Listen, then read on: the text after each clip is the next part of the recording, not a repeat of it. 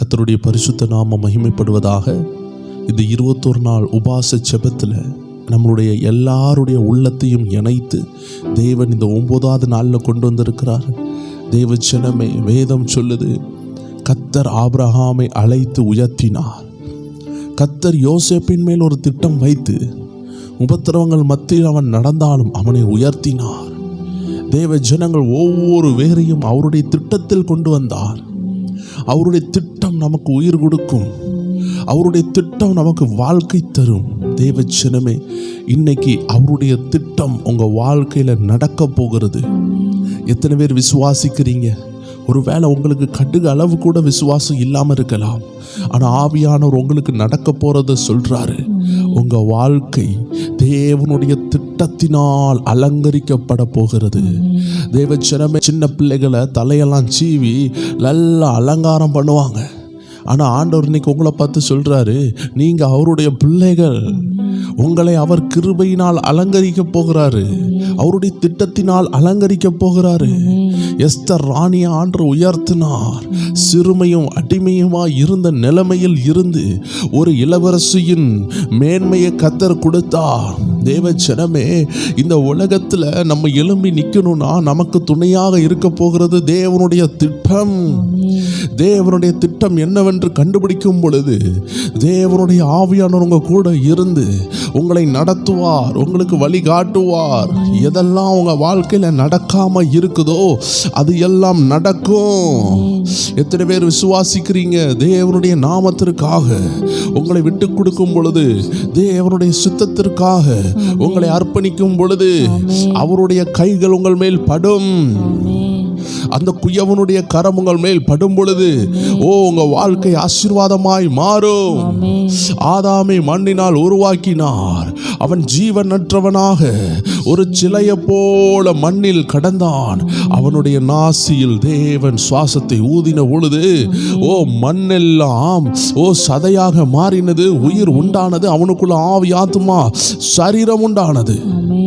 இன்னைக்கு கர்த்தருடைய கை உங்க மேல பட்டிருக்குதுன்னா உங்களுக்கு என்ன அழைப்போ என்ன திட்டமோ அதை கொண்டு வந்து சேர்ப்பார். ஒவ்வொரு போராட்டமும் உங்களை கொண்டு போய் கொண்டிருக்கிறது தேவனுடைய திட்டத்திற்கு நேராக.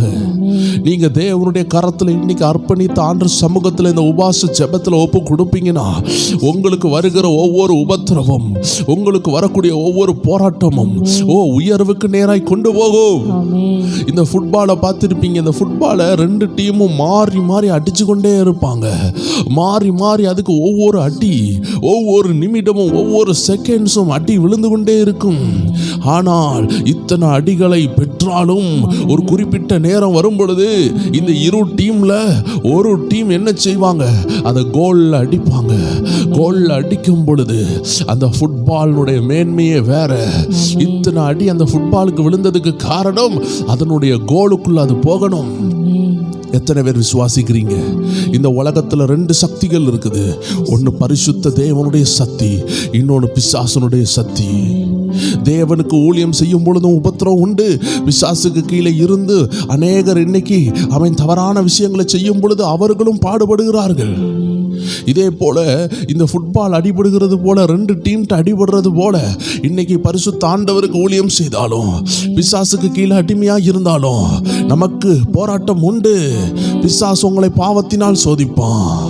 கர்த்தர் உங்களை பரிசுத்தமா வாழ்றதுனால சில போராட்டங்களை அனுமதிப்பா.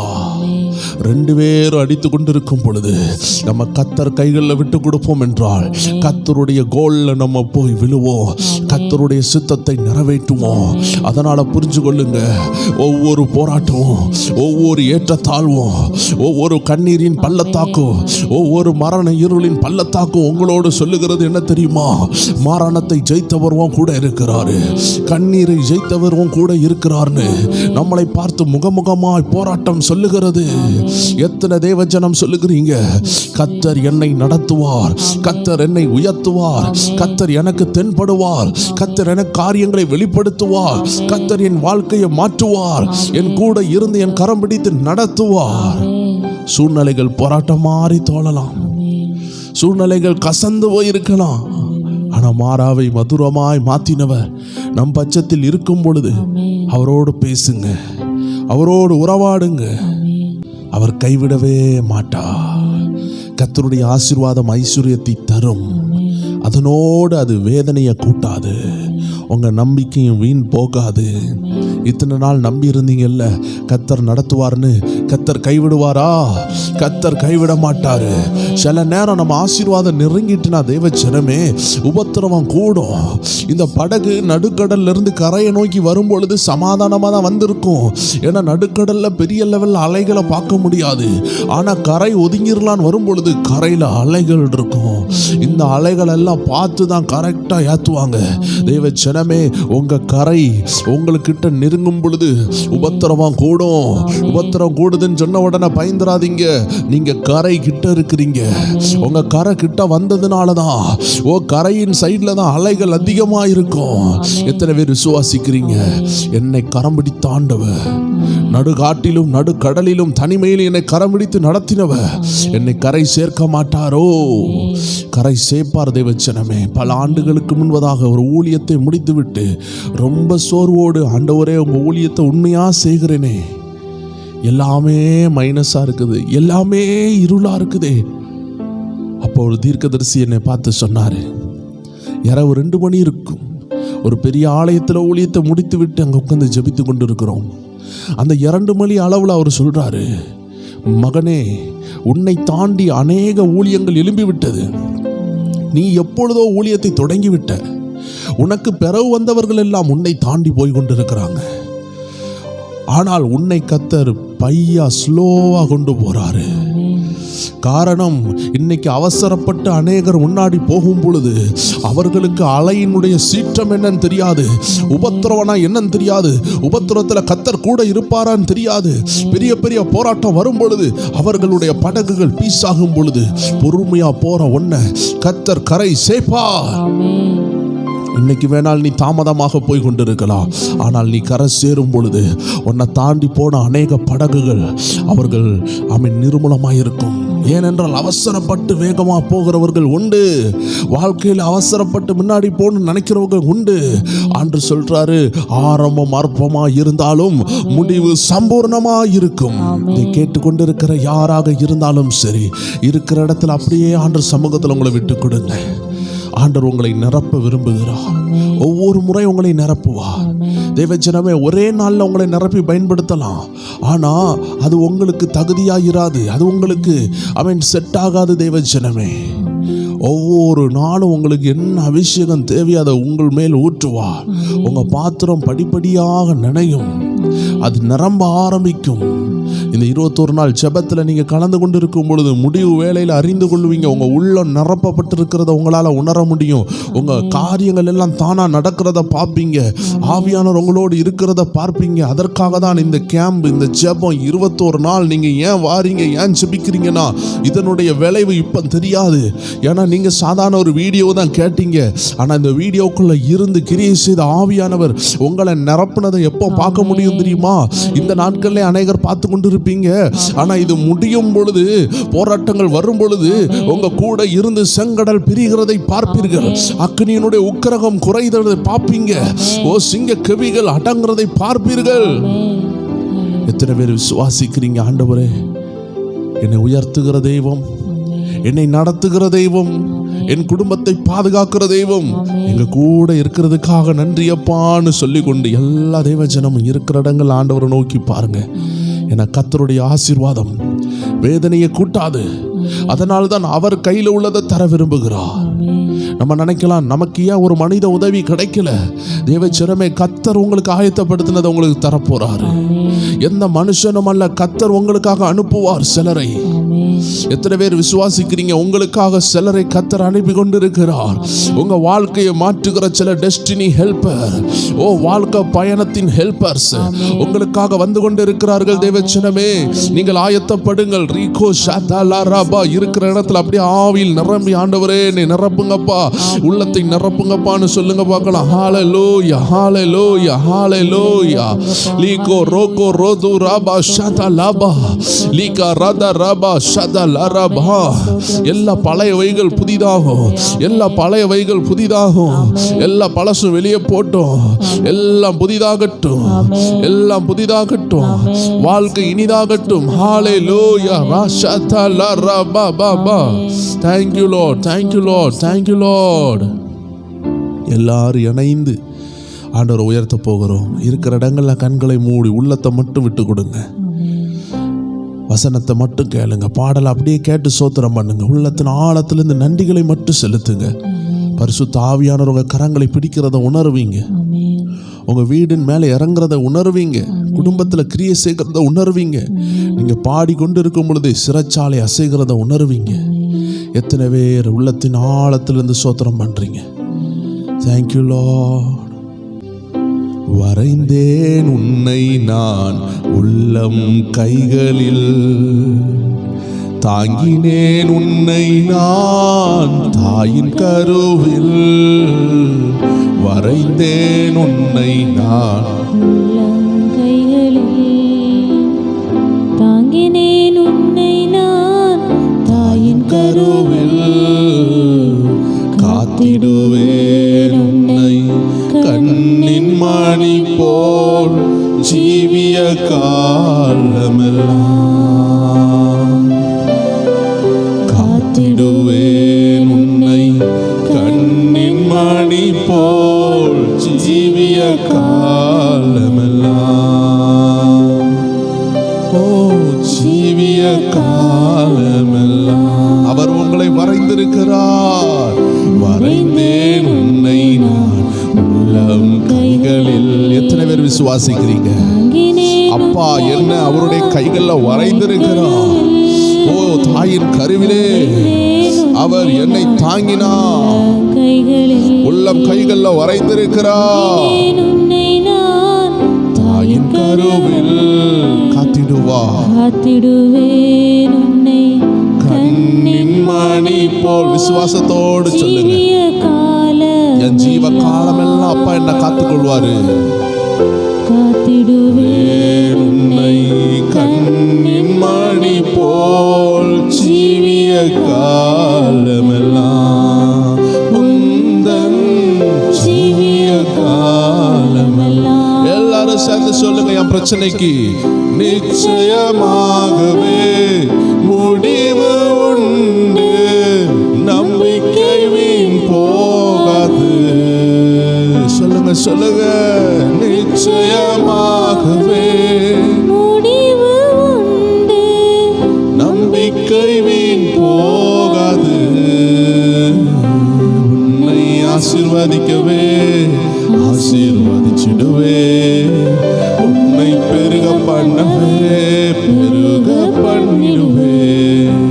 உன்னை ஆசீர்வதிக்கவே ஆசீர்வதித்திடுவே. உன்னை பெருக பண்ணவே பெருக பண்ணிடுவே. சொல்லுங்க. நிச்சயமாகவே முடிவு உண்டு, என் நம்பிக்கை வீண் போகாதப்பா.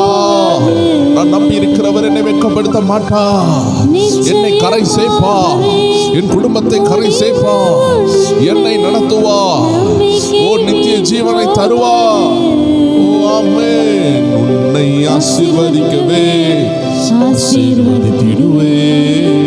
உன்னை பெருக பண்ணவே. தேவச்சன எல்லாரும் சேர்ந்து எல்லா உதடும் அப்பாவை உயர்த்தும் பொழுது கர்த்தருடைய பிரசன்னம் இறங்கி ஒவ்வொரு வேரையும் சுகப்படுத்துது. ஒவ்வொரு வேரையும் ஆரோக்கியத்தினால் நிரப்புகிறது. பயப்படாதே எந்தன் செல்ல பிள்ளையே, இனி என்றும் தீங்கை காண்பதில்லையே. சொல்லுங்க. செல்ல பிள்ளைகள், தேவனுடைய அருமையான பிள்ளைகள், அவருடைய சொந்த குமாரனை கொடுத்து உங்களை மீட்டிருக்கிறார். அவரை விசுவாசிக்கிற எல்லாரும் அவருடைய பிள்ளைகளாகும்படி அதிகாரம் கொடுத்தார். செல்ல பிள்ளையே, இனி என்றும் தீங்கை காண்பதில்லையே. உன்னோடு இருந்து நான் செய்யும் காரியம் பயங்கரமாயிருக்கும். அவைகள் ஆச்சரியமாயிருக்கும். உன்னோடு இருந்து நான் செய்யும் காரியம் பயங்கரமாயிருக்கும். அவைகள் ஆச்சரியமாயிருக்கும். நிச்சயமாகவே முடிவு உண்டு. நம்பிக்கை வீண் போகாது. நிச்சயமாகவே முடிவு உண்டு. நம்பிக்கை வீண் போகாது. உன்னை ஆசீர்வதிக்கவே ஆசீர்வதித்திடுவே. உன்னை பெருக பண்ணவே பெருக பண்ணிடுவே. உன்னை ஆசீர்வதிக்கவே ஆசீர்வதித்திடுவே. உன்னை பெருக பண்ணவே பெருக பண்ணிடுவே. எல்லாரும் சொல்லுவோம், உன்னை ஆசீர்வதிக்கவே. என் ஆண்டவர் ஆசீர்வதிப்பா. உங்க குடும்பத்தை எழும்ப பண்ணுவா, எழும்பி கட்டுவா. தேவ ஜனமே, அவர் உங்க குடும்பத்தை கட்ட ஆரம்பித்து விட்டார். அவருக்கு உதவி செய்யுங்கள். அவர் என்ன சொல்றாரோ அதை மட்டும் செய்யுங்க. ஒரு கொத்தனார் வீடு கட்டும் பொழுது ஒரு கையாளுன்னு சொல்லுகிறவங்க எடுத்து எடுத்து கொடுப்பாங்க. என்ன கேட்கிறாங்களோ அதை எடுத்து கொடுக்கணும். இதே போல ஏசப்பா உங்களுக்காக எல்லாம் செய்ய ஆரம்பித்து விட்டாரு. அவர் என்ன சொல்றாரோ அதை மட்டும் செய்யுங்கள். அப்பொழுது அற்புதத்தை பார்ப்பீர்கள். அவர் சொல்லுகிறதை செய்யுங்கள். அவர் சொல்லுகிறதை செய்தால் அற்புதம். அவர் என்ன இடைப்படுறாரோ அதை செய்யுங்கள். சொல்லுங்க, நிச்சயமாகவே முடிவு உண்டு. நம்பிக்கை வீண் போகாது. நிச்சயமாகவே முடிவு உண்டு. நம்பிக்கை வீண் போகாது. எல்லாரும் உன்னை ஆசீர்வதிக்கவே ஆசீர்வதித்திடுவே. உன்னை பெருக பண்ணவே பெருக பண்ணிடுவே. உன்னை ஆசீர்வதிக்கவே ஆசீர்வதித்திடுவே. உன்னை பெருக பண்ணவே பெருக பண்ணிடுவே. உன்னை ஆசீர்வதிக்கவே ஆசீர்வதித்திடுவே. உன்னை பெருக பண்ணவே பெருக பண்ணிடுவே. எத்தனை பேர் விசுவாசிக்கிறீங்க? இந்த வாக்குத்தத்தம் உங்க சிரசின் மேல ஊற்றப்படுது. ஒவ்வொரு வேரியாண்டு தொட்டு ஆசீர்வதிக்கிறத நான் ஆவியில பார்க்கிறேன். ஒவ்வொரு சகோதரிகள் அநேகர் முக்காடு போட்டு செபித்து கொண்டு இருக்கிறாங்க. பாருங்களேன், நான் பார்க்கிறேன், ஆவியில் பார்க்கிறேன். ஒரு சகோதரிக்கு ஆண்டவர் குழந்தை செல்வத்தை கட்டளையிடுகிறார். கற்பத்தின் கனியை தொட்டு ஆசீர்வதிக்கிறார். உங்க கைகள் அந்த பேபியை கர்த்தர் கொடுப்பார். ஹல்லேலூயா. ஓ, தாயின் கருவில் இருந்து உங்களை தேர்ந்தெடுத்தாரு. உங்களை வேதனையில் நடத்துவாரா? போராட்டம் உங்களை ஜெயிக்குமா? ஹல்லேலூயா. போராட்டம் வரலாம், ஆயுதங்கள் உருவாக்கப்படலாம், ஆனால் அது வாய்க்காமல் போகும். ஓ, ஒரு குடும்பத்தை பார்க்கிறேன், ஆவியில் ஒரே போராட்டம். குடும்பம் தாறுமாறா போய் கொண்டிருக்கு. கணவர் ஒன்று சொல்றாரு, மனைவி ஒன்று சொல்றாங்க. எப்பொழுதும் நிம்மதி இல்லை. தெய்வ ஜனமே, உங்க குடும்பத்துக்கு தேவை பரிசுத்த ஆவியானவருடைய நடத்துதல். சொல்லப்போன மனிதர்களாகிய நமக்கு நம்ம குடும்பத்தை எப்படி நடத்தணும் என்று தெரியாது. Bible is our standard. Holy Spirit is our coach and guide. அவர் தான் நம்மளுடைய கோச். நமக்கு சில ரூல்ஸ் உண்டு. அந்த ரூல்ஸ் பைபிள்ல இருக்கு. அந்த ரூல்ஸின் படி நடக்கிறதுக்கு பரிசுத்த ஆவியானவர் நடத்துவார். பாருங்க, இந்த செய்தி மூலமாக ஊழியர்களாகிய நாங்கள் பேசும் பொழுதோ, இல்லை நீங்கள் சபைக்கு போகும் பொழுதோ, ஏதோ விதத்தில் ஒரு வால்பேப்பர் மூலமாக கூட பரிசுத்த ஆவியானவர் வசனத்தை வைத்து நம்மளை நடத்துவார். ஸோ தேவஜனமே, நீங்கள் பரிசுத்த ஆவியினால் நடத்தப்பட வேண்டும். பரிசுத்த ஆவியானவர் உங்களோடு பேச வேண்டும், உணர்த்த வேண்டும். ஆம் தேவ ஜனமே, உங்களை நடத்த அவர்கிட்ட வந்திருக்கிறார். நீங்க விட்டு கொடுத்தால் போதும். அதனால தான் குடும்பத்தில் உள்ள போராட்டங்கள் அதிகமாக இருக்கும் பொழுது நம்ம வாயை மூடிட்டு வசனம் சொல்லுது பார்த்தீங்களா? நம்ம வாயை திறந்தா சண்டை தான் வரும். ஆண்டவர் சொல்லுகிறாரு, குடும்பத்தில் போராட்டம் உள்ள நபர்கள் செய்ய வேண்டிய best idea, close your mouth. ஆண்டவர் உங்களுக்காக வாய் திறப்பார். கர்த்தர் வாய் திறக்கணும்னு பார்க்குறீங்களா? உங்க வாயை மூடி பாருங்க. அமர்ந்திருந்து நானே தேவன் என்று பாருங்கள். தேவச்சனமே, ஒரு தீர்க்கதரிசி வேதத்தில் இருந்தார். அந்த தீர்க்கதரிசிக்கு விரோதமாக ஒரு ராஜா கையை நீட்டும் பொழுது கையை அப்படியே முடங்காமல் அப்படியே நீண்டு நின்னது, மடங்கவே முடியலை. தேவ ஜனம் புரிந்து கொள்ளணும், உங்களுக்கு விரோதமாக எழும்புகிற ஆயுதம் வாய்க்காமல் போகும். அது எப்போ உங்களை சேதப்படுத்தும்னா, அந்த ஆயுதம் வரும் பொழுது வா வா என்னை இடின்னு சொல்லி நீங்கள் நின்னாதான், நடுவில் போய் நின்னாதான் அது இடிக்கும். நீங்கள் மறைந்து கொள்ளுங்கள், கர்த்தர் கைகளில் உங்களை மறைத்து கொள்ளுங்கள். தீங்கு நாள் வரும் பொழுது கூடாரம் மறைவில் இருங்க, நெடுக்க போய் நின்று மாட்டிக்கிடாதீங்க. அநேகர் பாருங்க, ஏன் நான் சொல்றபடி குடும்பம் நடக்கணும், கணவர் சொல்வார் நான் சொல்றபடி நடக்கணும். நீங்க சொல்லுங்க, பரிசுத்த ஆவியானவர் சொல்றபடி, வேதம் சொல்லுகிறபடி நம்ம குடும்பம் நடக்கட்டும் சொல்லி பாருங்க. வேதம் என்ன சொல்லுது அதை கீழ்ப்படிந்து பாருங்கள். வசனம் சொல்லுது, முரட்டு குணம் உள்ளவங்களுக்கும் நம்ம அடங்கி போக வேண்டியதான். நம்ம உயிருக்கு ஆபத்து இருக்குது, மோசமான பாவங்கள் இருக்குது, கணவரோ மனைவியோ மோசமான பாவங்களில் விழுந்துட்டாங்க. இப்படிப்பட்ட கேடுகட்ட பாவம் செஞ்சா நம்ம கொஞ்சம் ஒதுக்கி இருக்கலாம். உங்க உயிரை பறிக்கிற லெவல் அடிக்கிறாங்கன்னா நீங்க மறைஞ்சிருக்கலாம். இதை தவிர்த்து வீட்டில் வாக்குவாதங்கள், சின்ன சின்ன சண்டைகள் வரும்பொழுது நம்ம அதை எரியிற தீய எண்ணெயை ஊற்றி பெருக்கிறது போல செய்தால் நம்ம குடும்பத்தை நம்மளை அழித்து விடுவோம். ஆண்டு சொல்றார், ஒரு ஆள் அறியாமல் செய்யும் பொழுது ஒரு ஆள் சகித்து போறதுனால ஆபத்து இல்லை, நம்ம மதிப்பு ஒன்றும் குறையல. எந்த நபர் வாயை மூடுறாங்களோ அவங்களுக்காக தான் பரலோகம் வாயை திறக்கும். இன்னைக்கு இந்த உலகத்தில் யாரும் வாயை மூட மாட்டாங்க, ஏன்னா அவங்க கௌரவம் குறைஞ்சிரும். இவ பொறுத்து போயிட்டான்னு சொல்லி ஒரு பேர் வந்துடும் நினைப்பாங்க. தேவச்சனமே, பொறுமையா இருந்தா தேவச்சனமே, கர்த்தர் உங்களுக்கு சாந்த குணம் உள்ளவங்களுக்கு பூமியை சுதந்தரிக்க பண்ணுவார். சுதந்தரிக்கணுமா?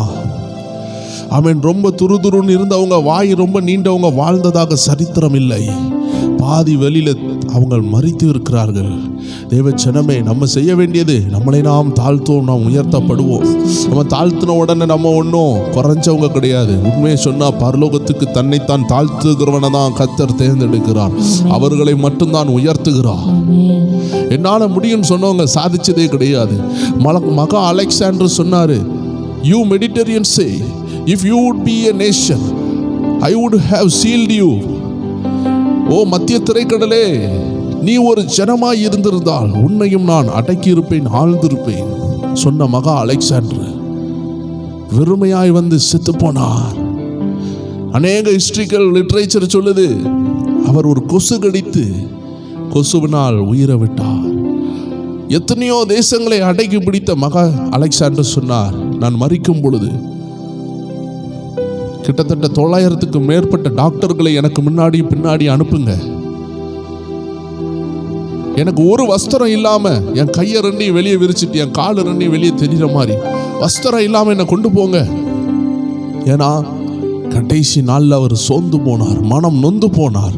இவ்வளோ பெரிய வெற்றியை கண்ட நான் வாழ முடியாமல் போகிறேனே, ஆளுகை செய்ய முடியாமல் போகிறேனே, எல்லாம் இருந்தும் நான் என் ஜீவனை என்னால் காத்துக்கொள்ள முடியவில்லையே. அப்ப அவர் சொன்னார், அலெக்சாண்டர் வெறுமையா வந்தார் தாயின் கருவிலிருந்து, அலெக்சாண்டர் வெறுமையா போகிறார் என்று சொல்லி அவருடைய மரண பயணத்துல விலையேற பெற்ற காசுகளை தூவி எரிஞ்சிட்டு, அவன் நான் ஒன்னும் கொண்டு வரல, ஒன்னும் கொண்டு போகலைன்னு சொல்லி மரித்து போனார். இளம் வயசுல, வாலிப வயசுல மரித்து போனார். ஏன் தெரியுமா? முன்னாடி பின்னாடி டாக்டர்களும் யானைகளும் கூட்ட வந்தது. காரணம், எவ்வளோ பெரிய பலவனாலும் என்னை காப்பாற்ற முடியவில்லை, எவ்வளோ பெரிய டாக்டராலும் என்னை காப்பாற்ற முடியவில்லை. மரணம் என்ற போருக்கு எல்லாரும் மடிந்தே ஆக வேண்டும். எந்த டாக்டர்களாலையும் மரணத்தில் இருந்து உங்களை காப்பாற்ற முடியாது. ஆனா எனக்கு ஒரு பரம வைத்தியரை தெரியும், நம்ம எல்லாருக்கும் அந்த பரம வைத்தியரை தெரியும். அவர் மரணத்தால் ஜெயித்தார். அதனால் தான் கிறிஸ்தவம் இன்னைக்கு மினுங்குகிறது, அதனால் தான் கிறிஸ்தவம் இன்னைக்கு தலை தூக்கி இருக்கிறது. ஏன் தெரியுமா? உலக மகா அலெக்சாண்டரால மரணத்தை ஜெயிக்க முடியல. ராஜா ஷாஜகானால் மரணத்தை ஜெயிக்க முடியவில்லை. ராஜா அசோகால் மரணத்தை ஜெயிக்க முடியவில்லை. எத்தனையோ மகாராஜாக்களாலும் சக்கரவர்த்திகளாலும் பாபிலோனின் ராஜாக்களாலும் ஏரோதாலும் எகிப்து தேச ராஜாவாலும் இங்கிலாந்து மகா எமரால்டு கிங்டம்ஸ்ல உள்ளவங்களாலையும் எல்லா மகாராஜாவாலையும் மரணத்தை ஜெயிக்க முடியாமல் மாண்டு கல்லறையில் இருக்கும் பொழுது ஒரே ஒருவர் மரணத்தை ஜெயித்து கல்லறைகளை புரட்டி எறிந்து விட்டு சிங்காசனத்தில் உட்கார்ந்திருக்கிறார். இவர்தான் ராஜாதி ராஜா, இவர்தான் ஆட்டுக்குட்டியாகிய தெய்வம், நம்முடைய இயேசு கிறிஸ்து. எத்தனை பேர் விசுவாசிக்கிறீங்க? ஆமென். இந்த உன்னதமான ஆண்டவர் தான் நம்மளுடைய தகப்பன். அதனால நம்ம வாயை மூடும் பொழுது நம்ம குறைந்து போகவில்லை. நம்மளை நாம் தாழ்த்தும் பொழுது ஒன்றும் குறைந்து போகவில்லை. கர்த்தர் நமக்காக கிரியை செய்வார். ஆமென். வாய் நீண்டது அலெக்சாண்டருக்கு. மத்திய தரைக்கடலே உன்னை நான் பிடித்து விடுவேன் என்று வாய் நீண்டது. தனக்கு மேலே இருந்த ஆண்டவரை மறந்து போனார். கர்த்தர் ஒரு கொசுவை அனுப்பினார். எந்த அரசராலையும் அவரை அழிக்க முடியவில்லை. கர்த்தர் பார்த்தார், நீ பெரிய ஆளா, உன்னை அழிக்கிறதுக்கு ஒரு சின்ன என்னுடைய படைப்பில் ஒரு சின்னதை அனுப்பி விடுறேன்னு சொன்னார். தேவச்சனமே, இப்படி ஏராளமானவர்கள் உண்டு. வேதத்தில் பாருங்க, நான் கட்டின பாபிலோன், தங்கமயமான பாபிலோன் என்று ஒருவன் தலையை உயர்த்தும் பொழுது தலைக்கு மேலே இருந்த ராஜாங்கத்தை மறந்து போனான். அந்த ராஜாதி ராஜாவாகிய தேவனை மறந்து தன்னை உயர்த்தும் பொழுது தலை தட்டி அவன் கீழே விழுந்தான். ஆடை போல் மாடை போல் 7 வருடம் புல்லை சாப்பிட்டான். எத்தனை பேர் விசுவாசிக்கிறீங்க? தாழ்த்துகிற யாரும் குறைந்து போனதில்லை. வாய மூடின யாரும் தோத்து போனதில்லை. நம்ம இந்தியாவில் உள்ள பெரிய ஒரு யுத்தம் தந்திரமே நான் வயலன்ஸ் காந்தியடிகள் உபயோகப்படுத்தினார். வேதத்திலிருந்து சில ஐடியா கிடைச்ச பிறகு அவர் நான் வயலன்ஸ் சொல்லக்கூடிய யுத்தத்தை தொடங்கினார். எத்தனை பேர் விசுவாசிக்கிறீங்க? உலகத்தானே நான் வயலன்ஸில் போகும் பொழுது வாயை மூடி சண்டை போடுவோம் அப்படின்னு சொல்லும் பொழுது நம்ம எல்லாரும் வாயை மூட வேண்டும். வேதம் சொல்லுது, கத்தி எடுத்தவங்க கத்தியால செத்தாங்க என்று ஆண்டவராக இயேசு சொன்னார். உன் பட்டயத்தை உள்ள போடு, நீ எதை எடுத்தியோ அதனால தான் நீ மாண்டு போவ. இன்னைக்கு அநேகர் மாண்டு கொண்டு இருக்கிறது காரணம் என்ன தெரியுமா? சும்மா போலீஸ் ஸ்டேஷன்ல போய் ஒரு சின்ன கம்ப்ளைண்ட் கொடுத்துருப்பாங்க. இன்னைக்கு ஆயுசு காலத்துக்கு அலைஞ்சிக்கிட்டே இருக்கிறாங்க. இவங்க ஆரம்பத்திலேயே அதை கத்தர் கையில கொடுத்து, நான் இழந்துட்டு போறேன், என் கத்தர் இழந்தா 100 மடங்கு தருவாங்கன்னு விசுவாசித்து இருந்தாங்கன்னா அந்த 4 சென்ட் இடத்திற்காக இன்னைக்கு ஆயுசு காலத்துக்கு ஓடிக்கொண்டு இருக்கிறாங்க. கோர்ட்டு கேஸுன்னு சின்னதாக அடிபட்டாங்கன்னு சொல்லி கோர்ட்டுன்னு போயிருப்பாங்க. அது இன்னைக்கு வரைக்கும் அவங்கள ஒவ்வொரு வாட்டியும் அந்த டைமிங் அவங்களுக்கு வந்து கொண்டே இருக்கும். அந்த ஹியரிங்ல போயிட்டே இருப்பாங்க. தேவச்சனமே, இன்னைக்கு நம்ம ஆண்டர்கிட்ட வர்றதை விட்டுட்டு உலகத்தார்கிட்ட போகும் பொழுது நம்ம குடும்பம் நடுநிலையில இருந்து ஆபத்தில் மாட்டுகிறது. ஆண்டு சொல்லுகிறார், குடும்பங்கள் அநேகருக்கு போராட்டம் தான். வாயை மூடி பாருங்க, தேவைக்கு வாயை திறங்க. ஆவியானவர் வாயை திறக்க சொல்லும் பொழுது திறங்க. உங்களுக்கு முன்னாடி யாராலும் எதிர்த்து நிற்க முடியாது. வேதத்தில் ஸ்தேவான் பேசின ஞானத்துக்கு முன்னாடி யாராலும் எதிர்த்து நிற்க முடியல. காரணம், தேவன் வாயை திறந்தார். தேவன் திறந்தார்னா பரிசுத்த ஆவியானவர் பேசுவார். ஆண்டு சொன்னாரு, கடைசி நாட்களில் உபத்திரம் வரும். என்ன பேசணும்னு தெரியாம நம்மளை நிப்பாட்டி இருக்கும் பொழுது பரிசுத்த ஆவியானவர் வார்த்தையை தருவாராம். தேவச்சனமே, சில நேரம் வார்த்தைகள் வரும். ஆமேன் ஆமேன். குல்சான் சொல்லக்கூடிய அந்த சகோதரி இஸ்லாம் மதத்தில் இருந்து ஆண்டவரை ஏற்றுக்கொண்ட பொழுது, ஏன்னால் ஆண்டவர் அந்த சகோதரியுடைய 2 காலையும் நடக்க வைத்தார். அவங்க ரூமுக்குள்ள இருந்து ஜெபித்து கொண்டிருந்தாங்க. அவங்களுக்கு வாழ்க்கையே இல்லாமல் போய்விட்டது. ஏன்னா அவர்களுக்கு திருமணம் ஆகாது என்று எல்லாம் தெரியும். அவங்க 18 ஆண்டுகள் முடமாக இருந்து ஜெபித்து கொண்டே இருந்தாங்க. இயேசுவை ஏற்றுக்கொண்டாங்க. ஒரு நாள் அவங்க அறையில் இயேசு இறங்கி அவங்க கால்கள் 2ஐயும் சரியாக்கி விட்டார். இவ்வளவு தூரம் கால் சரியான பிறகுமே அந்த குடும்பம் எதிர்த்தது. துப்பாக்கி முனையில் அந்த சகோதரியை மிரட்டினாங்க. அப்ப இந்த வசனம் தான், எனக்கு விரோதமா உருவாக்கப்படும் ஆயுதம் வாய்க்காதுன்னு சொன்னது போல அந்த துப்பாக்கி செயலிழந்தது.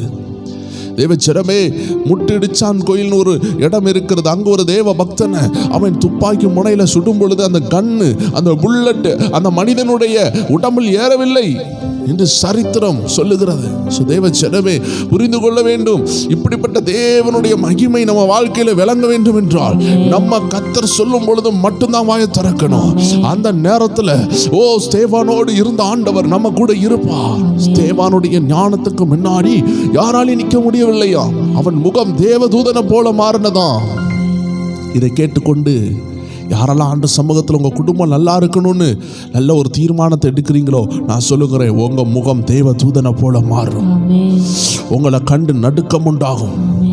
Silent is the greatest answer for our enemy. If you keep silent, your enemy will feel too much attack. நீங்க வாயை மூடும் பொழுது உங்க எதிராளி பயப்படுவான். நீங்கள் பிரதித்திரம் கொடுத்தால் பயப்பட மாட்டான். உங்க பிரதித்திரத்தினுடைய அளவு உங்க பயம்தான். அதனால நீங்க பிரதித்திரம் கொடுக்காதீங்க. நீங்க சைலண்டா இருந்து பாருங்க, அவன் நடுங்குகிறதை பார்ப்பீர்கள். ஸோ தெய்வச்சனமே அப்படியே இருக்கிற இடங்களில் நம்ம எல்லாம் கண்களை மூடி செபிக்கலாம். ஏன்னா இன்னைக்கு நமக்கு தேவையான பெரிய கிருபையே நம்ம ஆண்டவர் சமூகத்தில் நம்ம ஒப்பு கொடுத்து நம்ம வாய் நம்மளை தாறுமாறாக நடத்தி கொண்டு இருக்கிறது. நம்மளுடைய நாவு இன்னைக்கு அநேக குடும்பங்களை பிளந்து கொண்டு இருக்கிறது. என்னுடைய சார் ஒருவர் அடிக்கடி சொல்லுவார், ஒரு குடும்பத்தில் ஒரு போராட்டம் சிலது நடந்துட்டுனா அந்த இதை திரும்பி சரியாக்கவே முடியாதுன்னு சொல்லுவார். ஒரு கண்ணாடி உடஞ்சிட்டுனா அதை என்ன செய்ய முடியாதான், திரும்பி ஒட்டவே முடியாதான் தேவச்சனமே. அதே போல் ஒரு முட்டை ரெண்டும் கலங்கிட்டுனா அதை பிரிக்க முடியாது. ஆனால் ஒன்று செய்யலாம், வசனம் சொல்லுது, தெளிந்த புத்தி உள்ளவர்களாக இருங்கள், விழித்திருங்கள்னு வசனம் சொல்லுகிறது. அநேக குடும்பம் வலது பக்கமாக ஒரு பக்கம் இழுக்குது, இடது பக்கமாக இழுக்கிறாங்க. குடும்பம் ஒன்று சொல்லுது, பிள்ளைகள் ஒன்று சொல்லுது, தாய் ஒன்று சொல்லுது, கணவர் ஒன்று சொல்கிறார். குடும்பமே இன்னைக்கு போராட்டத்தில் இருக்கும் பொழுது ஆண்டவர் சொல்லுகிறார், பரிசுத்த ஆவியின் ஆலோசனை ரொம்ப தேவையாக இருக்குது. அதான் வேதம் சொல்லுது, புத்தி உள்ள ஸ்திரீ தன் வீட்டை கட்டுகிறாள். ஏன் அந்த புத்தி உள்ள ஸ்திரீயை ஆண்டவர் ஃபோக்கஸ் பண்ணுறாருன்னா, ஒரு ஸ்திரீயால் மட்டும்தான் ஒரு குடும்பத்தையே ஆதாயப்படுத்த அவங்களுக்கு கிருபை ஆண்டவர் கொடுத்திருக்கிறார். கர்த்தருக்கு பயப்படுகிறவன் ஒரு வசனம் இருக்குது. ஆமீன் தேவஜனமே. ஒருவேளை கணவர் முந்தி ரட்சிக்கப்பட்டார், ஆமீன், அந்த கணவர் என்ன செய்யலாம், கர்த்தருக்கு பயந்து அந்த குடும்பத்தை வழி நடத்தலாம்.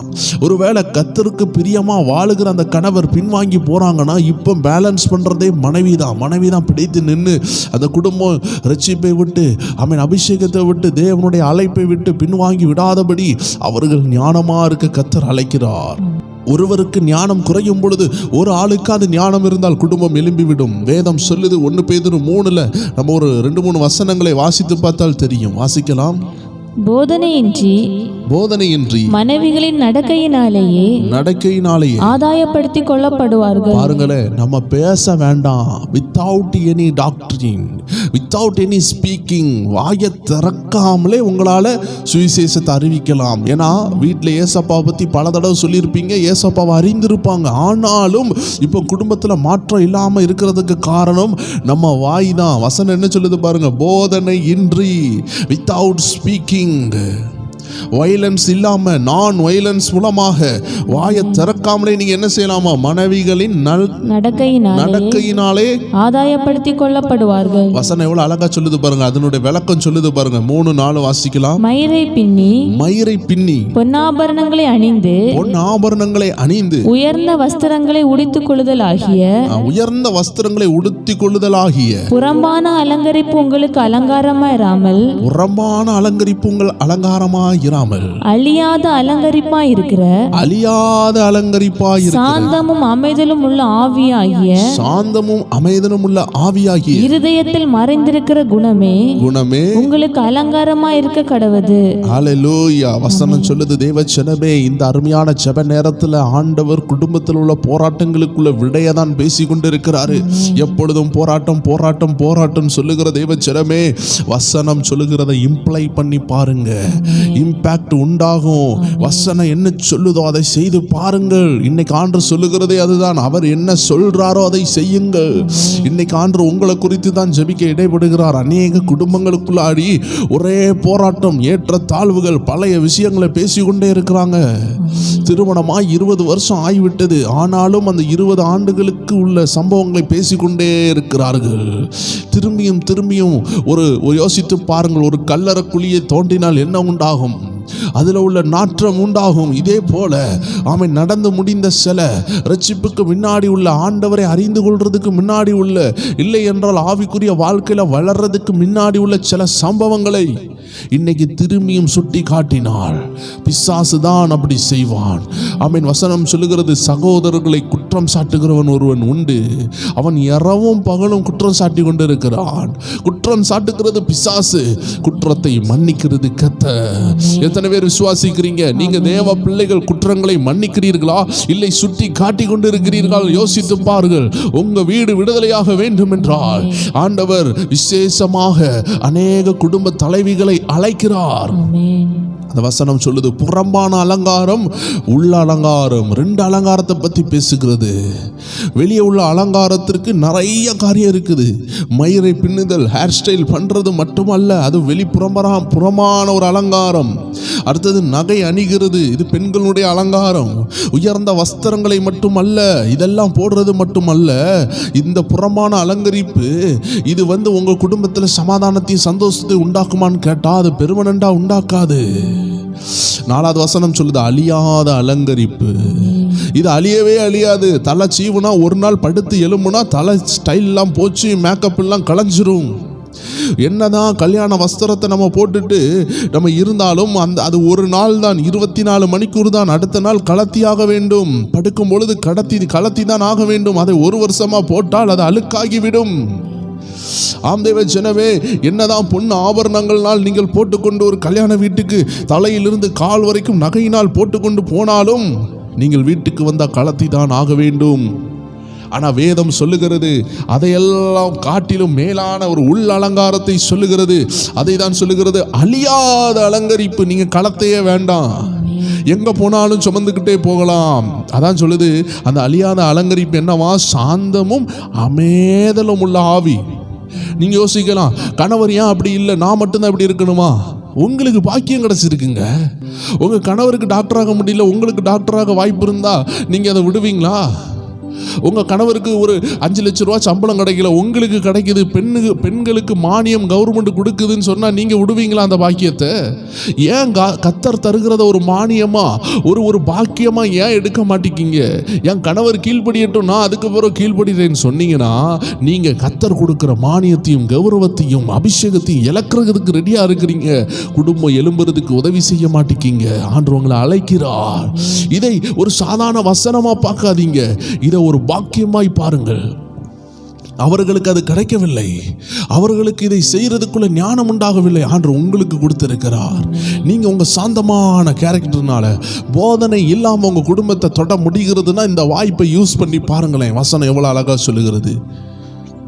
அழியாத அலங்கரிப்பா இருக்கிற சாந்தமும் அமைதலும் உள்ள ஆவியாகிய இருதயத்தில் மறைந்திருக்கும் குணமே உங்களுக்கு அலங்காரமா இருக்க கடவது. தேவச்சனமே, எப்பொழுதுமே நம்மளை விட்டு ஆண் பெண் மட்டுமல்ல, பட் வேத வசனத்துல பெண்களுக்கு உதவியாக இந்த வார்த்தையை சொன்னாலும், நான் ஒரு ஆணாக இருந்தாலும் அநேக ஊழியர்கள், அநேக ஆவிக்குரிய சகோதரர்கள் இந்த வசனத்துக்கு கீழ்ப்படியதான் செய்கிறாங்க.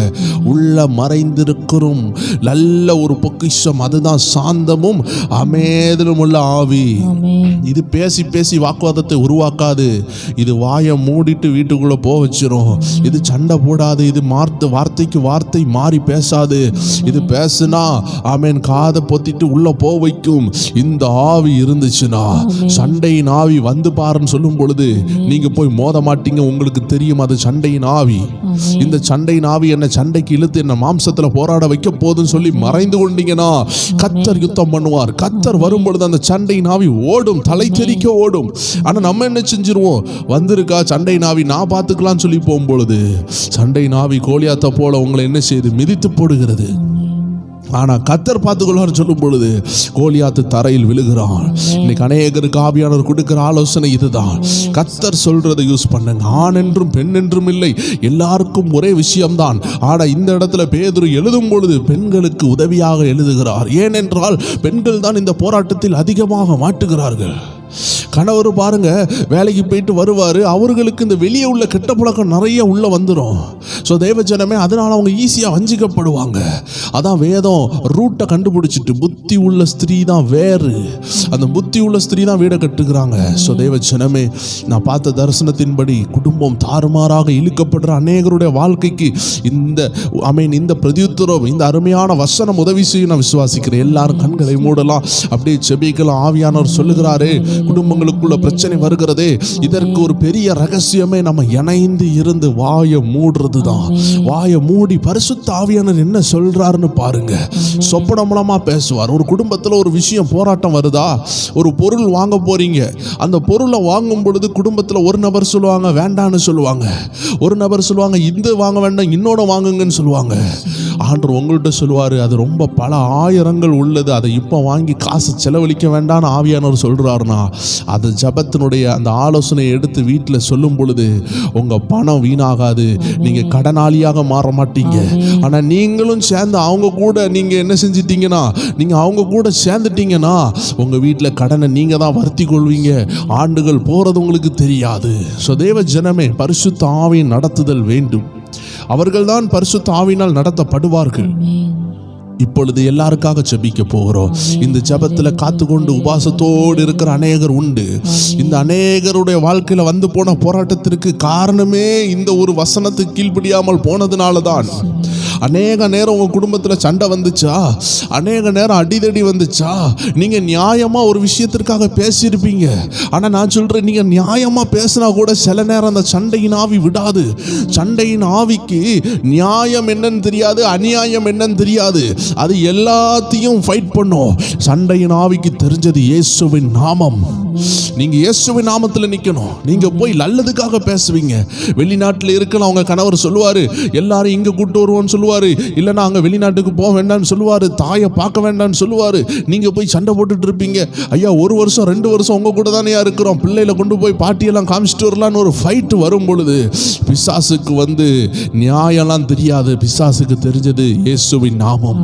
ஸோ நீங்க நியாயமா பேச போனாலும் சண்டை தான் வரும். ஆண்டவர் சொல்லுகிறாரு, நீங்க நியாயமா போறதை காட்டிலும் பரிசுத்த ஆவியானவரோடு போங்க. உங்க கையில உள்ள பாக்கியத்தை ஏன் யூஸ் பண்ணல? உங்க கையில இருக்கிற பரிசுத்த ஆவியானவருடைய ஞானத்தை ஏன் யூஸ் பண்ணல? யோசித்து பாருங்கள், உட்கார்ந்து ஜெபியுங்கள். எல்லா விஷயத்துக்கும் திறவுகோல் வேதம் நம்ம கையில இருக்குது, சாவி நம்ம கையில இருக்குது. நம்ம வாழ்க்கையில பூட்டு மட்டும்தான் முன்னாடி இருக்கும், சாவி நம்ம கையில கர்த்தர் கொடுத்துட்டாரு. சாவியை எடுத்து திறக்கிறது தான் தேவ பிள்ளைகளுடைய வேலை.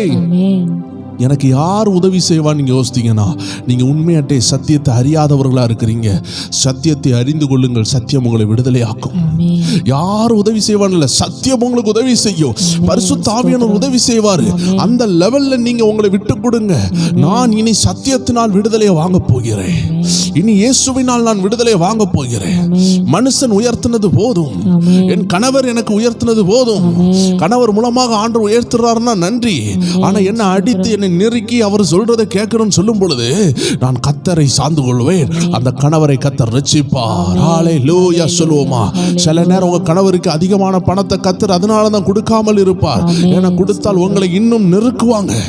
அப்ப ஆண்டவருக்கு தெரியும், ஜெபத்துல இந்த குடும்பம் வளரட்டும், அதற்கு பிறகு வருமானத்தை ஆசீர்வதிப்போம் நினைப்பாரு. சோ தேவச்சனமே, ஆண்டவருடைய பிளானை புரிஞ்சு கொள்ளுங்க. நீங்க நினைப்பீங்க நல்ல வருமானம் வந்தா என் கணவர் நல்லா வச்சிருப்பாங்க நினைப்பீங்க. ஆனா அந்த புத்தியை மாத்தக்கூடிய பிசாசு உண்டு. உங்க பிள்ளையினுடைய புத்தியை மாத்துகிற பிசாசு உண்டு. மனைவியினுடைய மைண்டை மாத்துகிற பிசாசு உண்டு. 500 ரூபாய்க்கு சேரி வாங்கினவங்க 5000 ரூபாய்க்கு வாங்குவாங்க. தடை பண்ண முடியாது. என்ன செய்வீங்க தேவ ஜனமே? வீட்டில் பைக் இருந்தா போறாதுன்னு சொல்லிட்டு இன்னொரு பைக்கை வாங்குவாங்க. அவன் வர்ற காசெல்லாம் வெளியே பெய்கொண்டே இருக்கும், தேவையில்லாததுக்கு போகும். பிள்ளையினுடைய படிப்புக்கோ வருமானத்திற்கோ இல்ல திருமணத்திற்கோ அது சேமிக்கப்படாமல் உலக காரியத்திற்காக போகும். நாளைக்கு பிள்ளையினுடைய தேவை, ஸ்கூல் ஃபீஸ் இல்ல காலேஜ் ஃபீஸ் வரும் பொழுது அன்னைக்கு எல்லாம் பொருளா வீட்டில் இருக்கும். அந்த பொருளை வித்தாலும் ரீவேல்யூஷன் இருக்காது. ஒரு பைக்கை வாங்கிட்டீங்க, 5 வருஷம் ஆயிட்டு, நீ வித்தால் அதனுடைய காவாசி ரேட்டு தான் கிடைக்கும். ஒரு காரை வாங்கினா கூட 10 லட்சம் ரூபாய்க்கு வாங்கினா கூட அதை விற்கும் பொழுது 2 லட்சம் ரூபா தான் கிடைக்குது. ஸோ தேவ ஜனங்கள் புரிந்து கொள்ளுங்க, நாட்கள் செல்ல செல்ல உங்களுடைய பணம் பொருளாக மாறி இருந்துச்சுன்னா தேவையான நேரத்தில் உங்கள் பிள்ளைகளுக்கு கல்யாணத்துக்கெல்லாம் உதவி செய்யாது முடியாமல் போகும். அதனால தான் ஆண்டு சில நேரம் பணத்தை லேட்டாக தருகிறாரு. ஏன்னா எதையாவது வாங்கி நம்ம இஷ்டத்துக்கு போய் நம்ம குடும்பத்தில் எல்லாம் இருக்கிறது போல காமிச்சு தேவையான நேரத்தில் ஒன்றும் இல்லாமல் உட்கார்ந்துருப்போம். ஆவியானவர் சொல்லுகிறார், குடும்பத்துக்குள்ள ஒரு ஞானத்தை ஊற்ற அவர் சித்தமாக இருக்கிறார். ஆமீன். பரத்தில் இருந்து வருகிற ஞானம், யாக்கோபு 1:5 சொல்லுது, அது பரத்தில் இருந்து வருகிற அந்த ஞானம். ஒருவன் ஞானத்தில் குறைவுள்ளவனாய் இருந்தால் சம்பூர்ணமா கொடுக்கிற அந்த கர்த்தர்ட்ட கேளுங்க, அவர் தருவாராம். இன்னைக்கு குடும்பத்துக்கு தேவை பணம் இல்ல தேவ ஜனமே, குடும்பத்துக்கு தேவை ஞானம். பணம் ஒரே செகண்ட்ல வந்துடும். ஆனா அந்த பணத்தை உபயோகப்படுத்துகிற, அந்த ஆசீர்வாதத்தை உபயோகப்படுத்துகிற நபர் ஒரே செகண்ட்ல வரமாட்டாரு. அவர் பல ஆண்டுகள் உருவாக வேண்டும். யோசித்து யோசித்து பாருங்க, தாவீதை போல ஒரு நல்ல ராஜா உருவாகிறதுக்கு பல ஆண்டு ஆனது. சாமுவேல் எழும்புறதுக்கு பல ஆண்டுகள் ஆனது. ஆனா தீர்க்க தரிசனம் சொல்றதுக்கு ஒரு நிமிஷம் தான். தேவச்சரமே, கத்தர் ஒரு நொட்டி பொழுதுல அற்புதம் செஞ்சிருவாரு. ஆனா அந்த ஆசீர்வாதத்தை மெயின்டைன் பண்ணுகிற நபர், கத்தருக்காக காத்திருந்து சில விஷயங்களை அவங்க இஷ்டம்படி வாங்காமல் கத்தர் சொல்லுகிற வாங்குற நபர் சிலர் மட்டும்தான். பணம் வந்த உடனே எல்லாம் வாங்கலாம், வஸ்து வாங்கலாம், வீடு கட்டலாம்னு சொல்லி சொந்த ஆலோசனையில மூவ் ஆவாங்க. தெரியாம மந்திரம் பதிஞ்ச எதையாவது தாயத்துக்களை புதைச்சி வச்ச லேண்டை போய் இவங்க வாங்குவாங்க. வாங்கினதுல இருந்து பிள்ளைக்கு ஒரே வியாதியா இருக்கும். இல்ல திடீர்னு மனைவி மறிச்சு போயிருவாங்க, அவங்களுக்கு தெரியாது. ஏன்னா இவங்க ஆசை அவர்களை இழுத்து சென்றது. தேவச்சனமே, வசனம் சொல்லுது, கிறிஸ்துவை உடையவர்கள் தங்கள் ஆசை இச்சைகளை சிலுவையில் அறைந்திருக்கிறார்கள். உங்க ஆசை உங்களை இழுத்து செல்லும் என்றால் பொருளாதாரத்தில் விடுதலை இருக்காது. ஆண்டர்கிட்ட விட்டு கொடுங்க. தேவச்சனங்கள் இன்னைக்கு நினைத்து கொண்டு இருக்கிறாங்க, பணம் இல்லை நினைத்து கொண்டு இருப்பாங்க. ஆண்டவர் சொல்றாரு, உனக்குள்ள வசனம் தான் இல்லை மகனே, உனக்குள்ள ஞானம் தான் இல்லை. அது வந்தா என்ன ஆபத்தாகும்னு உனக்கு தெரியாது. அதனால முதல்ல வசனத்தை பிடித்துக்கொள், அதுக்கப்புறம் எல்லாமே உனக்கு கூட கொடுக்கப்படும் என்று சொல்லுகிறாரு. எல்லாரும் ஒரு நிமிஷம் அப்படியே கண்களை மூடி இந்த ஞானத்திற்காக ஜெபிக்க போகிறோம். குடும்பங்களுக்குள்ளாடி இன்னைக்கு வந்து போன அநேக போராட்டத்துக்கு காரணமே கர்த்தருடைய ஞானம் இல்லாததினால்தான். கர்த்தர் சொன்னதை அவன் செய்யாமல் போனதினால்தான். ஆண்டவர்கிட்ட விட்டு கொடுப்போமா தேவச்சனமே? இருக்கிற இடத்துல அப்பாட்ட விட்டு கொடுங்க. அப்பா, என்னை ஆளுகை செய்யுங்க. இந்த பூட்டுகளை எல்லாம் திறக்கிறார் ஆவியானவர், காட்டுகிறார். அநேக பூட்டுகள் திறக்கப்படுகிறது. இந்த ஞானம் இல்லாமல் செயல்படுகிற வாயை கண்ட்ரோல் பண்ண முடியாம நாக்கு ஒரு சுக்கான் போல இருக்குதுன்னு வேதம் சொல்லுகிறது. ஒரு பெரிய கப்பலை கூட ஒரு சின்ன சுக்கானால் திருப்புகிறார்கள். அப்படி என்றால் ஒரு ஸ்டியரிங், ஒரு காரனுடைய அத்தனை வெயிட்டையும் அந்த காரை ஒரு ஸ்டியரிங் சொல்லக்கூடியது, காரை இடது பக்கம் வலது பக்கம் கொண்டு போறது போல ஒரு மனுஷனை அவனுடைய நாக்கு, அவனுடைய நாவு, அது நல்லதுக்கும் கெட்டதுக்கும் கொண்டு போகும். நரகத்திற்கும் பரலோகத்துக்கும் கொண்டு போறது உங்க நாவு தான். நரகத்தில் இருந்து பாதாள அக்னியை கொண்டு வந்து பிறரை காயப்படுத்துகிறதும் இந்த நாக்கு தான். இந்த உலகமே சொல்லும், தீயினால் சுட்ட புண் உள்ளாரும், ஆறாதே நாவினால் சுட்டவடு. அப்படினால் என்ன அர்த்தம் தேவச்சனமே? ஒரு ஆளை நாவினால் நம்ம குத்திட்டால் அது காயம் ஆறாது, அது 10 வருடமானாலும் ஆறாது. அதனால தேவச்சனமே, இன்னைக்கு நாவினால் உங்க கணவர் குத்தி கொண்டே இருக்கிறாரா, இல்லை யாராவது குத்தி கொண்டே இருக்கிறார்களா? முடிஞ்ச லெவல் புரிந்து கொள்ளுங்கள், அது பிசாசனுடைய கோபத்தின் ஆவி. நீங்க நியாயமா பேசினா கூட அவர்கள் ஏற்றுக்கொள்ள மாட்டார்கள். அந்த கோபத்தின் ஆவிக்கு தெரிஞ்சதெல்லாம் இயேசுவின் நாமம் தான். நீங்க இயேசுவின் நாமத்தில் உங்களை காத்துக்கொள்ளுங்கள். அந்த நாமம் உங்களை பொறுமையா இருக்க உதவி செய்யும். சண்டை வரும்பொழுது இயேசு என்று உரத்தி சொல்லி பாருங்கள். இயேசு இயேசு இயேசுன்னு சொல்லி பாருங்க. உங்களால கோபப்பட முடியாது. இயேசு உங்க நாவல இருக்கும் பொழுது கோபம் உங்களை ஜெயிக்காது. கோபம் வந்தா உடனே சொல்லுங்க, ஏசப்பா ஏசப்பா ஏசப்பான்னு சொல்லுங்க. அந்த நாவினுடைய அந்த வார்த்தையை மீறி கோபம் வெளியே வராது. பல நேரம் நம்ம இயேசுவை மறந்து விடுவோம். ஒரு சாட்சியை சொல்லி நம்ம ஜெபித்து ஆண்டோடைய ஒரு ஆலோசனையை உங்களோடு பகிர்ந்து கொள்ள விரும்புகிறேன். தேவச்சனமே, எனக்கு தெரிந்த ஒரு ஊழியர் ஒரு பாலத்தில் அப்படி போகிறாங்க. போகும் பொழுது ஏத்தாக்கில் ஒரு லாரி பிரேக் செயலிழந்து வேகமாக வந்துட்டு, பாலம்னு சொல்லும் பொழுது வலது பக்கம் இடது பக்கம் இடமே இருக்காது, 2 பக்கமும் தண்ணி. இப்போ ஒரு பக்கம் பாலத்திலிருந்து குதிச்சாலும் அந்த கார் தண்ணியில தான் போய் விழும். ஏத்தாக்கில் என்ன வந்துட்டு, ஒரு பெரிய லாரி வந்துட்டு, இப்போ எல்லாரும் என்ன செய்யனே தெரியல. இவங்களுக்கு ரிவர்ஸ் எடுக்க முடியல, வேகமாக வந்துட்டு. இப்போ இவங்க எல்லாரும் சேர்ந்து இயேசுவேன்னு கூப்பிட்டாங்க. இயேசுவேன்னு கூப்பிட்ட பொழுது அந்த லாரி எப்படி பின்னாடி போச்சுன்னே தெரியல. அந்த லாரி உங்க வண்டியை தாண்டி பின்னாடி போச்சு. தேவன் இன்றும் அற்புதம் செய்கிறார். நம்ம இயேசு என்ற நாமத்தை சண்டையிலையோ போராட்டத்திலேயோ எந்த இடத்துல இருந்தாலும் மனசார ஏசப்பா எனக்கு உதவி செய்யுங்கன்னு சொல்லும் பொழுது உடனே வருவார் தேவச்சனமே. இதை மறந்து விடாதீர்கள்.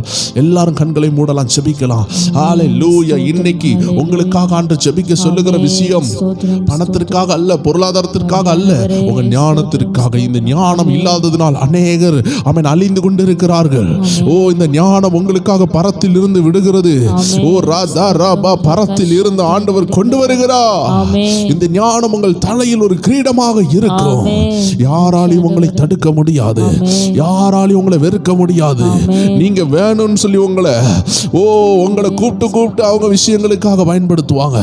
ஏன்னா உங்களுக்குள்ள இருந்த ஞானம் ஓ தானியேலுக்குள்ள இருந்த ஞானத்தினால அந்த ராஜாவை ஈர்க்கப்பட்டு சொன்னாரு, தானியேலுக்குள்ள விசேஷித்த ஆவி இருக்குது. யோசேப்புக்குள்ள இருந்த ஞானத்தினால அந்த ராஜ்ய பாரமே இழுக்கப்பட்டது. அவருக்குள்ள விசேஷித்த ஆவி இருந்தது. எத்தனை பேர் விசுவாசிக்கிறீங்க? இதை கேட்டுக்கொண்டு வசனத்துக்கு கீழ்ப்படிய வாழ்க்கையை ஒப்பு கொடுக்கிற ஒவ்வொரு பேருக்கும் ஆண்டவர் இந்த ஞானத்தின் ஆவியை தருகிறார். உங்க வாழ்க்கை இன்பமாய் மாறும். கர்த்தர் உங்களை ஆசீர்வதிப்பாராக. இன்றைய நாளுக்காக எடுத்துக்கொள்ளப்பட்ட ஒரு வேத வசனத்தை வாசிக்கலாம். ஆண்டவர் அருமையாக சொன்னாரு. எங்க தெரியுமா? யோவான் 2வது அதிகாரத்துல கானா ஊர் கல்யாணத்துல அங்க திராட்சை ரசம் குறைவுபடுது. அப்போ அவங்க தாய் சொல்றாங்க, குறைவுபட்ட உடனே தாய் போய் கேட்ட உடனே இயேசு சொன்னார், ஸ்திரீயே எனக்கும் உனக்கு என்ன அப்படின்னா என்னன்னா, என்னதான் அவங்க தாயா இருந்தாலும் ஆண்டவராகிய இயேசுவுக்கு மரியாள் ஒரு பிள்ளை தான். ஏன்னா இயேசுக்கு வயசு 30 நம்ம நினைப்போம். அது பூமியில் மட்டும்தான் வயசு 30 இருந்ததே தவிர உண்மையான இயேசுக்கு வயசே கிடையாது. அவர் ஆதியிலே இருக்கிறாரு. அவர் உருவாக்கப்பட்டவரே கிடையாது. அவர் பூமியில தான் அனுப்பப்பட்டாரே தவிர அவருக்கு 30 வயது இந்த உலக ரீதியாக இருந்ததே தவிர மரியாளும் அவருடைய பிள்ளை தான். அதனால தான் அவர் சொல்றாரு, உனக்கும் எனக்கும் என்ன, ஸ்திரீயே எனக்கும் உனக்கும் என்ன, என் வேலை இன்னும் வரல, அம்மானு ஒரு பதவி உனக்கு வந்திருக்கு, அது டெம்பரரி பொசிஷன். அதனால நீ சொல்லி நான் செய்ய முடியாது, எனக்கு பரத்தில் இருந்து ஒருத்தர் சொல்லணும். அப்ப அந்த தாய் புரிந்து கொண்டுட்டு ஒரு அருமையான வார்த்தை சொல்லுவாங்க. அதை வாசிக்கலாம். அவருடைய தாய் வேலைக்காரரை நோக்கி அவர் உங்களுக்கு என்ன சொல்லுகிறாரோ அதன்படி செய்யுங்கள் என்றார். ஒரு அல்லேலூயா சொல்லலாமா? மகனை பார்த்து ரெஸ்பெக்ட் பண்றாங்க. ஏன்னா அவங்களுக்கு தெரியும், என் வயிற்றுல உருவாகினது என்னுடைய பிள்ளை இல்ல, அது பரம பிதாவின் பிள்ளை. அதுக்கு வயசு 1 வயசு 2 வயசா வளர்ந்தாலும் அதுக்கு 1 வயசுல இருக்கும் பொழுதே அது உலகத்தை அண்ட சராசரங்களையும் படைத்த தேவகுமாரன். ஒரு அல்லேலூயா சொல்லலாமா? அதனாலதான் அங்க பிரெஸ்டீஜுக்கே இடம் கிடையாது. நான் உன் தாய், நான் சொல்றதை செய்யணும் மரியாளால சொல்ல முடியாது. ஏன்னா உன்னதமான தேவனுடைய குமாரன் தாயின் வயிற்றில் பிறந்தார், அவ்வளவுதான். அதனாலதான் அவர் சொல்றாரு, அதனாலதான் அந்த தாய் சொல்றாங்க, அவர் என்ன சொல்லுகிறாரோ அதன்படி செய்யுங்கள். தேவச்சரமே, நம்ம ஜெபத்துல இருக்கும் பொழுது, இப்படி மீட்டிங்ஸ்ல அட்டன் பண்ணும் பொழுது நம்ம என்ன செய்யணும்னு ஆண்டவர் பேசுவார். இன்னைக்கு பாருங்க, வாழ்க்கையில போராட்டம் உள்ள நபர்கள் வாயை மூடணும்னு ஏசப்பா விரும்புகிறார். நிறைய நேரம் நம்ம பிரதித்துவம் கொடுக்கறதுனால தான் ஃபைட் ஆகுது. ஏன்னா உங்களுக்கு விரோதமா வந்த ஃபைட் சண்டையின் ஆவி, குடிகார ஆவி, உலக ஆவிகள், இச்சையின் ஆவிகள் நிறைந்து தான் அவர்கள் சண்டை போடுவாங்க.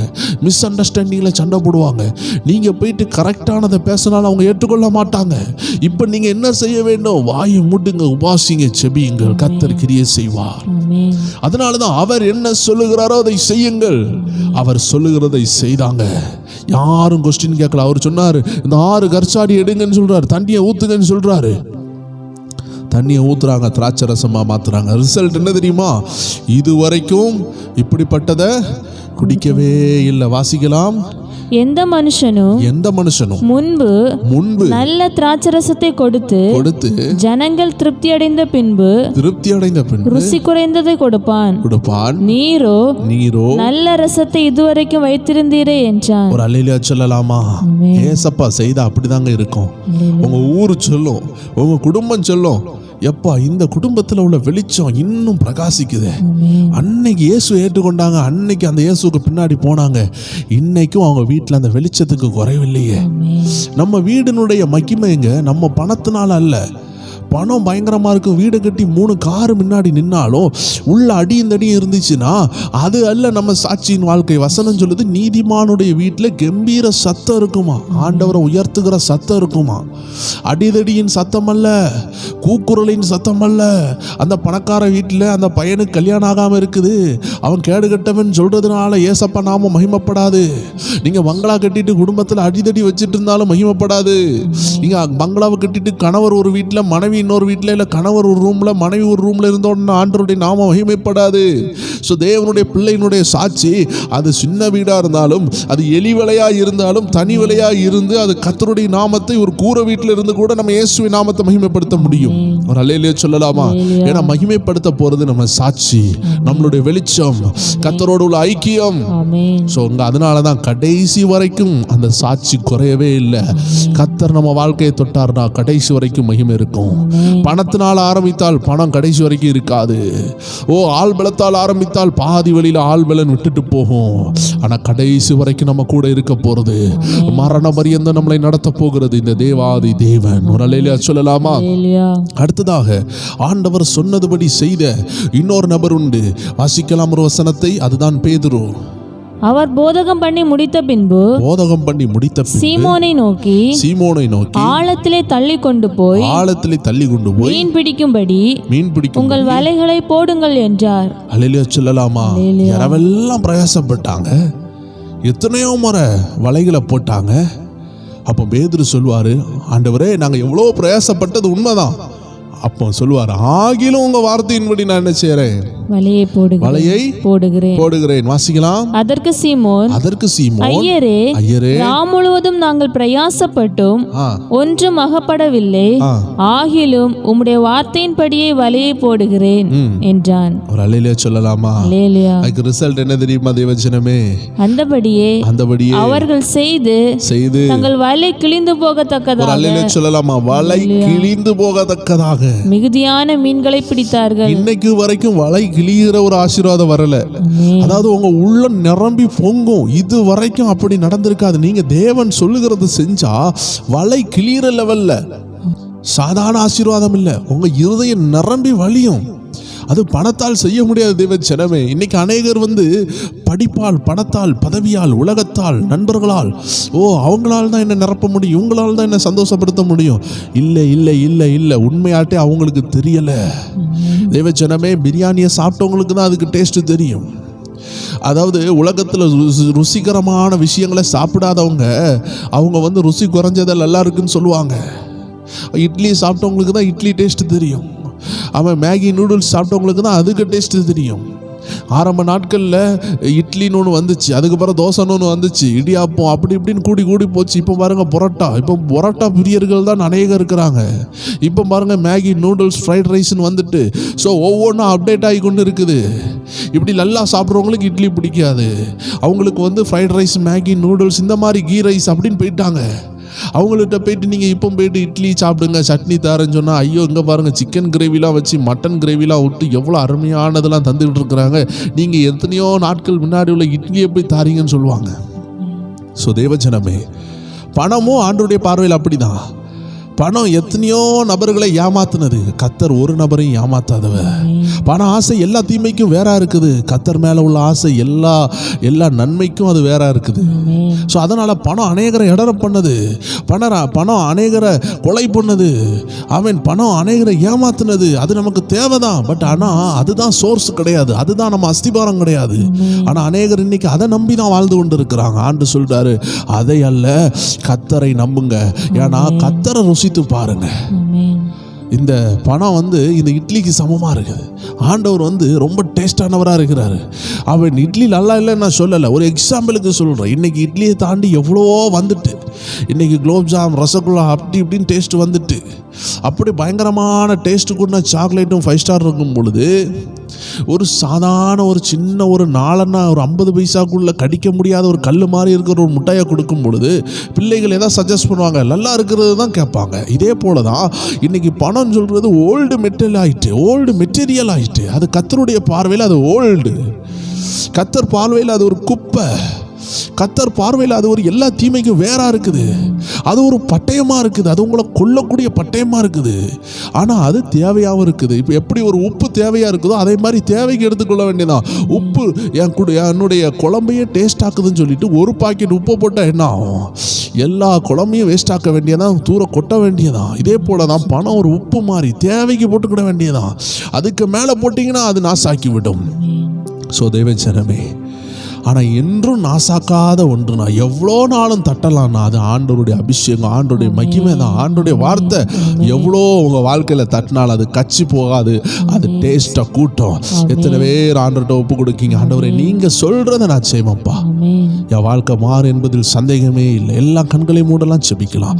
அன்பான ஆண்டவரே, இந்த வார்த்தையை கேட்டு ஒப்பு கொடுத்த உங்கள் ஜனங்களுக்காக செபிக்கிறோம். உபாச ஜபத்தில் இருக்கிற ஜனங்களுக்காக செபிக்கிறோம்.